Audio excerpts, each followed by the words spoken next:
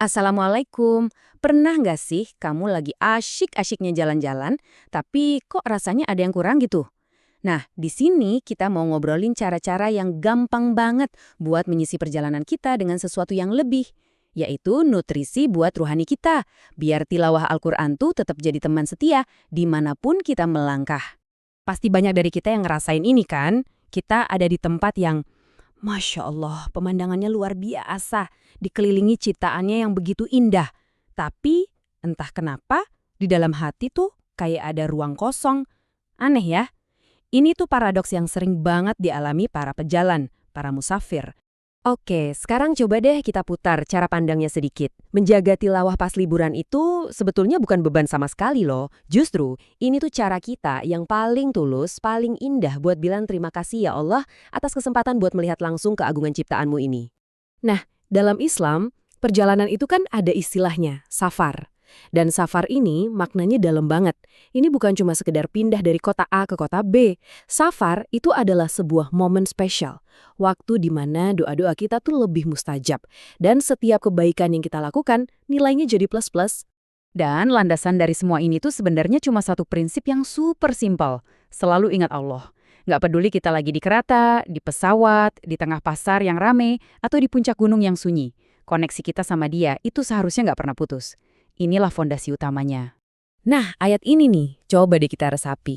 Ini tuh kayak lagi ngomong langsung ke kita, para musafir ya nggak sih? Seolah-olah ini penegasan dari langit, kalau ibadah kita, termasuk baca Quran, itu nggak terikat sama postur atau tempat. Bisa sambil duduk di kereta, sambil nunggu di bandara, bahkan sambil rebahan karena capek di hotel. Luar biasa kan? Oke, kita udah tahu kenapa ini penting. Sekarang, yuk kita intip siapa yang udah jadi teladan kita. Kita coba telusuri jejak para ulama hebat di masa lalu yang justru menjadikan perjalanan mereka sebagai waktu emas untuk makin akrab sama Al-Quran. Ini nih yang bikin kita mikir, apa yang kita hadapi sekarang itu bukan hal baru.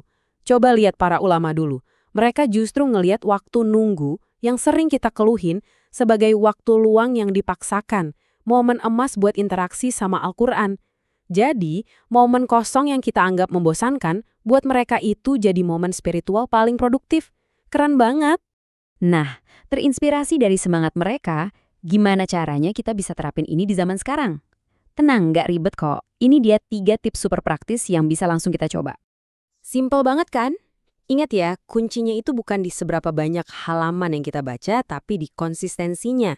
1 halaman setiap habis sholat itu jauh lebih keren daripada 1 juz tapi sebulan sekali. Dan kalau badan udah capek banget, udah nggak kuat baca, dengerin murotal aja. Itu udah ibadah, udah dapat pahala, dan bikin hati tenang. Jadi nggak ada alasan buat skip total.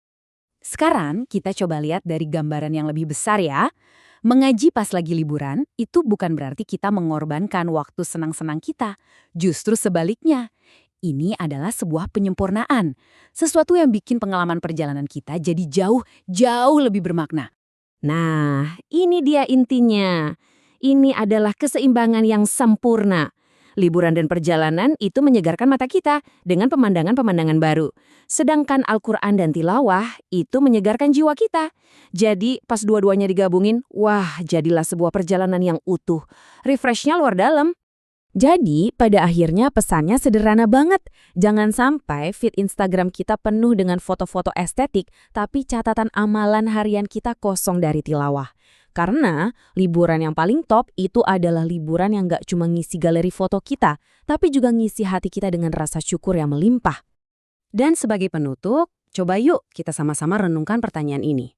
Bukan buat menghakimi, sama sekali bukan. Ini cuma pengingat lembut buat diri kita sendiri. Dimanapun kita sekarang, lagi sibuk atau lagi santai, selalu ada celah buat terhubung. Yuk kita mulai dari sekarang. 1 ayat aja dulu, itu udah lebih dari cukup.